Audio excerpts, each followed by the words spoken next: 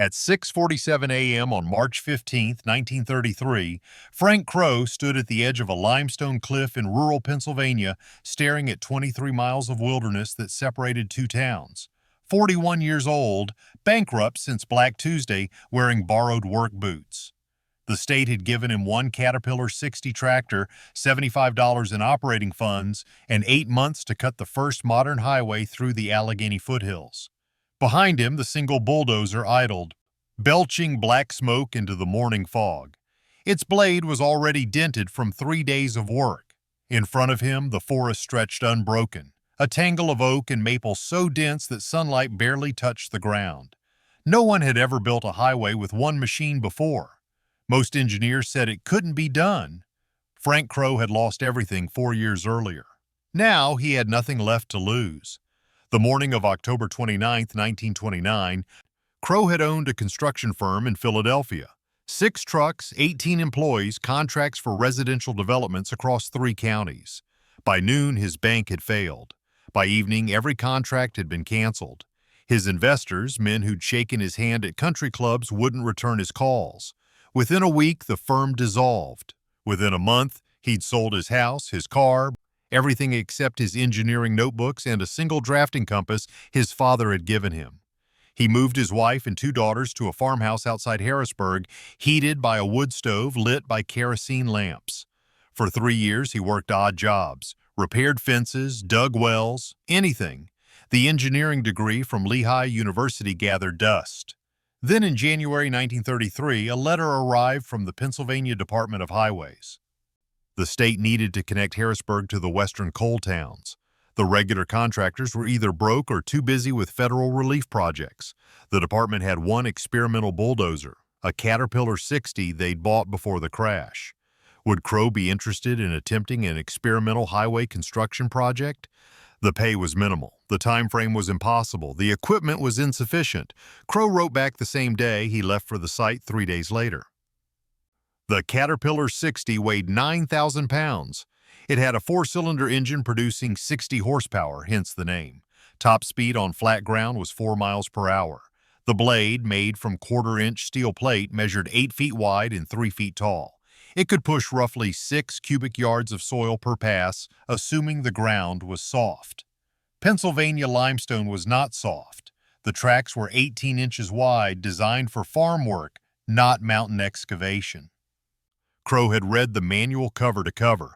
He'd never operated a bulldozer before in his life. The route ran from Harrisburg's eastern edge to the mining town of Coaldale, 23.6 miles through terrain that rose and fell like ocean swells. The state wanted a 2-lane highway 20 feet wide with a gravel base and asphalt surface. Standard engineering practice called for a surveying team, a grading crew, a separate paving operation, and at least 4 bulldozers working in rotation. Crowe had himself, one machine, and a teenage assistant named Tommy Reichardt who'd volunteered because he had nothing better to do. They started on March 12, 1933. The first day, they cleared 40 yards. The second day, 28. The bulldozer blade hit a buried boulder and bent 15 degrees. Crowe spent 6 hours that night hammering it straight with a sledgehammer, working by lantern light, while Tommy held the lantern and tried not to fall asleep standing up. On the third day, they hit rock, not a boulder. Solid limestone bedrock running horizontal across their entire path like a spine. If you want to see how Frank Crowe cut through 23 miles with one bulldozer in 8 months, please hit that like button. It helps us share more forgotten stories.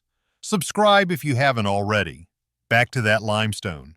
Standard procedure required dynamite. Crowe had no dynamite. He had no blasting license. He had no money to hire someone who did. What he had was physics and desperation. The Caterpillar 60 could exert 11,000 pounds of pushing force at maximum throttle. Limestone has a compressive strength of roughly 8,000 pounds per square inch, but fractures under sustained lateral pressure. Crowe began attacking the rock at angles, pushing at 45 degrees, letting the blade find weaknesses. Hour after hour, the engine screamed. The tracks dug trenches. Slowly, impossibly, the limestone began to crack. By the end of March, they'd covered 3 miles. The bulldozer's engine was overheating daily. Crowe rigged a water cooling system using salvaged radiator parts from an abandoned car and copper tubing he'd bent by hand. It worked. Barely. The tracks wore down to metal. He welded steel plates onto the track pads, working in a borrowed blacksmith shop 10 miles away, hauling the tracks back on a handcart because he couldn't afford a truck. Tommy learned to operate the bulldozer while Crowe surveyed ahead, marking trees with red paint, calculating grades with a hand level and a notebook. April brought rain. The Allegheny foothills turned into red clay soup. The Caterpillar 60 weighed 9,000 pounds empty. With mud caked on every surface, it topped 12,000. The track spun uselessly. Forward progress stopped. Crowe studied the problem for 2 days. Then he began building corduroy roads ahead of the bulldozer, laying cut logs perpendicular to the path, creating temporary traction. They'd bulldoze forward 30 feet. Stop. Tommy would cut more logs. They'd lay another corduroy section, advance another 30 feet. It took a week to cover half a mile. By mid-May, they'd reached the first major ravine. 60 feet deep, 140 feet across. The state's plan called for a bridge. Bridges required steel, concrete, engineering firms, money. Crowe didn't have any of those things. He had a bulldozer and a crazy idea. He would fill the ravine. Not bridge it. Fill it. The math was brutal. The ravine required approximately 11,000 cubic yards of fill material to create a stable crossing. The Caterpillar 60 could push 6 cubic yards per pass. A pass took 6 minutes on average. That meant about 10 passes per hour, 60 cubic yards per hour. Working 12-hour days meant 720 cubic yards per day. 11,000 divided by 720 equals 15 days. 15 days of perfect conditions, no breakdowns, no rain, no problems. In reality, it took 6 weeks. Crowe and Tommy worked from dawn until dark. They scraped soil from hillsides, pushing it toward the ravine in endless waves. The bulldozer blade bent twice more. Crowe straightened it twice more. The engine threw a rod at the beginning of week 3. Crowe hiked to Harrisburg, found a Caterpillar dealer, explained his situation. The dealer gave him a replacement rod on credit. Crowe installed it himself in the field, working through the night because every stopped hour was a lost hour. The fill rose slowly, first covering the bottom, then climbing the walls layer by layer. Compacted by the bulldozer's weight, Crowe created an earthen ramp that spanned the ravine. On June 28, 1933, they drove across it. The fill held. They'd lost 6 weeks on a crossing that shouldn't have been possible, but they'd done it with 1 machine and 2 men. Summer brought different challenges. Heat. The Caterpillar's cooling system struggled above 90 degrees. Crowe worked before dawn and after dusk, resting during the brutal afternoon hours. Dust. The pulverized limestone created clouds that coated everything, got into the engine, into their lungs. Tommy developed a cough that lasted for months. Crowe wrapped cloth around the air intake, changed it daily. Snakes, timber rattlers disturbed by the bulldozer's noise striking at the tracks. One hit Tommy's boot. The fangs couldn't penetrate the leather. They kept working. By August, they'd covered 16 miles. 7 miles remained. The deadline was November 1st. It was technically possible, then the transmission failed. Not a minor failure. Complete mechanical death. The Caterpillar 60 had a 3-speed transmission connected to a master clutch. The clutch assembly had shattered. Pieces lay scattered in the housing like shrapnel. The nearest replacement was in Pittsburgh, 130 miles away, cost unknown. Crowe had $6 to his name. He hitchhiked to Pittsburgh, found the Caterpillar warehouse, explained his situation to a parts manager named Bill Henderson. Henderson listened. Then he did something remarkable. He gave Crowe the clutch assembly, no charge. "Pay me when you finish," Henderson said, "if you finish." Crowe hitchhiked back with the part in a canvas bag, 73 pounds of steel and brass. He installed it in 3 days.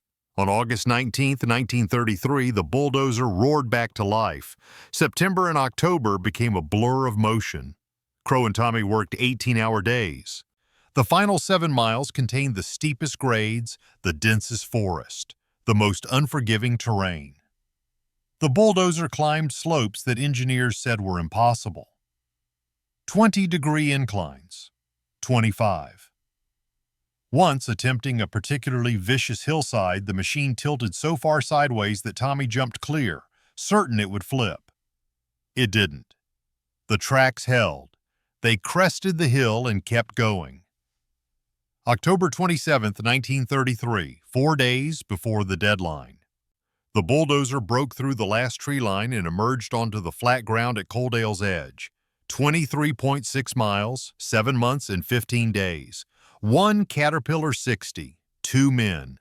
The highway stretched behind them like a scar through the wilderness, a raw dirt road that would be graded and paved by state crews over the winter. Frank Crowe shut off the engine. The silence felt enormous. Tommy sat down on the ground and didn't move for an hour. Crowe walked back along the highway. Seeing it complete for the first time, every mile represented something broken and fixed. Every curve contained a problem solved. He'd started with nothing. He'd built something impossible. The highway existed. The Pennsylvania Department of Highways paid him in full, $412.50. He hitchhiked to Pittsburgh, found Bill Henderson, paid for the clutch assembly. Henderson laughed, asked if Crowe wanted another impossible job. Word had spread. A man who could build a highway with one bulldozer could do other things. By 1935, Crowe was running construction projects across Pennsylvania. By 1940, he owned his own firm again. He specialized in impossible projects, the things other contractors refused. He rarely used more equipment than absolutely necessary. It was a point of pride. The Coaldale Highway became State Route 78. It's still there, buried under decades of improvements and expansions. Few people know how it started. One bankrupt engineer, one experimental bulldozer, one impossible deadline. Frank Crowe died in 1968, age 76. At his funeral, they displayed the drafting compass his father had given him and a photograph of the Caterpillar 60, mud-covered and battered, taken on that October day in 1933. Tommy Reichart, by then a successful contractor himself, gave the eulogy. He said Frank taught him that impossible was just a longer timeline. If this story moved you, please like and subscribe. Your support helps us preserve these histories. Tell us in the comments where you're watching from.